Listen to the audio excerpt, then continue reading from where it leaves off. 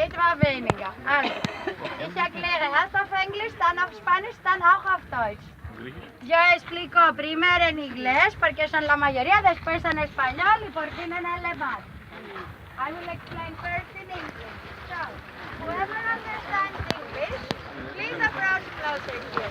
Para español esperen un poco, für Deutsch warten Sie bitte kurz. For English, whoever understands. So, welcome. Let's start off with a small quiz.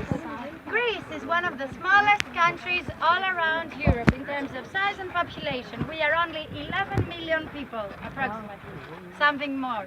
But Greece has an outrageous number of different islands. Does anyone maybe know how many the islands of Greece are, or can you have a guess maybe? How many?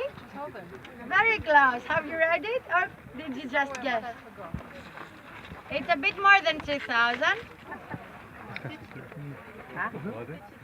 2,500 is the correct answer, but you were very close. So, out of the 2,500 different islands, only 165 are the inhabited.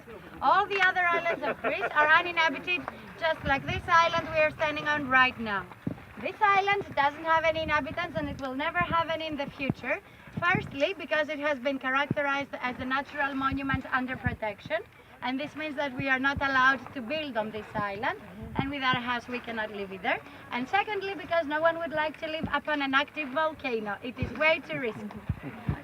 Now, the name of this island in Greek is Nea Kameni. This name translated in English means new burnt. But why new and why burnt? We call this island new because it is one of the most recent island formations all around the Mediterranean Sea. This island is only about 440 years old. And the reason why we call it burnt is because this whole island, which you can see, is a volcanic island. This island is the product of multiple volcanic eruptions. The first volcanic crater to erupt in this area where nowadays we can see the new burnt island was this volcanic crater here behind me, which is inactive nowadays. This volcanic crater erupted for the first time in year 1570, around 440 years ago. And as a result of its eruption, a really small island was formed around the volcanic crater. That small island was named Little Burnt because of its size. And Little Burnt was the first part of the new burnt island. But nowadays we can see a relatively big volcanic island, not just a small one around the volcanic crater here. What happened? After the first volcanic eruption of this volcanic crater in year 1570, many other volcanic eruptions followed.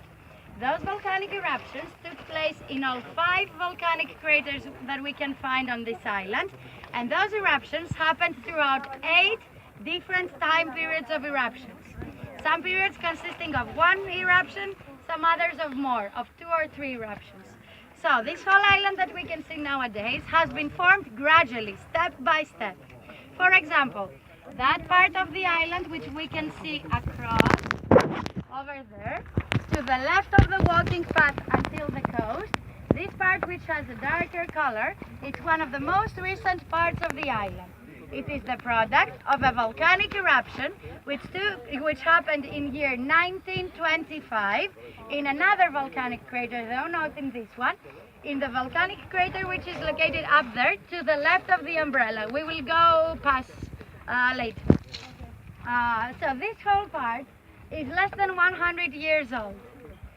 Then, the last volcanic eruption here in Santorini happened in year 1950, only 67 years ago. And tonight we will reproduce that last volcanic eruption with fireworks. It is very nice to watch. You can watch it from any spot along the caldera or on the boat also. There will be many boats sailing around the caldera. You can already see the fireworks placed there. So the last eruption happened in year 1950, and it took place in the active volcanic crater, which is located close to the top of this island, and which we will visit right next. It is where we are going to have our second stop to explain furthermore.